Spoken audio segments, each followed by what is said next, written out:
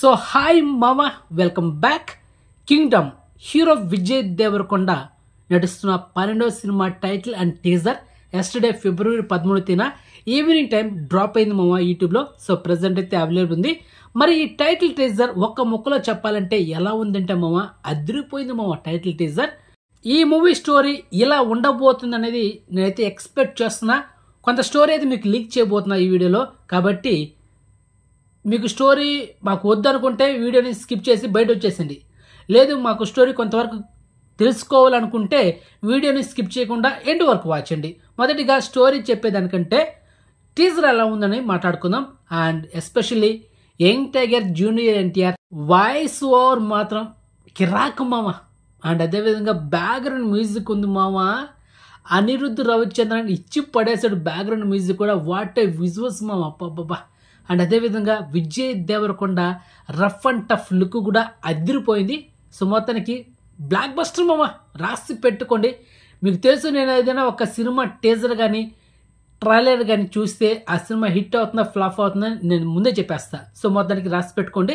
ఈ Kingdom cinema block buster అది, okay. తర్వాత మా సినిమా రిలీజ్ అయిన తర్వాత అప్పుడు మాట్లాడుకుందాం, ఓకే. ఇక ఈ సినిమా స్టోరీ ఎలా ఉండబోతుంది అనేది నా ఎక్స్పెక్టేషన్ కొంత ఉంది. స్టోరీ ఏంటంటే మామ, మీరు టీజర్లో గమనించారో లేదో తెలియదు కానీ ఆ టీజర్లో శ్రీలంక ఆ దేశం సంబంధించిన ఒక ఫ్లాగ్ ఉంటుంది, ఒక జెండా గుర్తుందా? ఒకసారి చెక్ చేసుకోండి. అంటే శ్రీలంక నుండి ఇండియాకి వలస వచ్చిన ప్రజలకి విజయ్ దేవరకొండ ఒకప్పుడు తన సర్వేరల్ కోసం ఆ ఊరి ప్రజలకి అగెన్స్ట్గా ఉంటాడు మామ. పోలీస్ టీం ఒకటి ఉంటుంది. ఆ పోలీస్ టీంలో మన విజయ్ దేవరకొండ ఒక పోలీస్ ఆఫీసర్.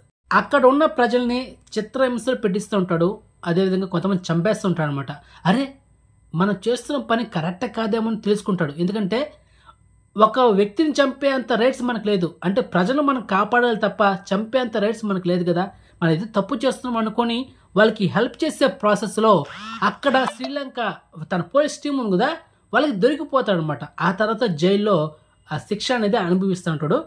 ఆ తర్వాత ఇలాంటి సిచ్యుయేషన్ ఒకటి ఫేస్ చేసినప్పుడు హీరో రఫ్ అండ్ టఫ్గా మారి ఒక కొత్త స్ట్రాటజీతో పోలీసుకి అగెన్స్ట్గా బ్యాటిల్ క్రియేట్ చేస్తాడు మామ.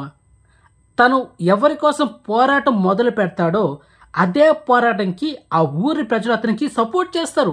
సో ఆ కింగ్డమ్కి అతనే కింగ్ మామ. సో ఇది స్టోరీ ఇలా ఉంటుందని అయితే ఎక్స్పెక్ట్ చేస్తున్నా.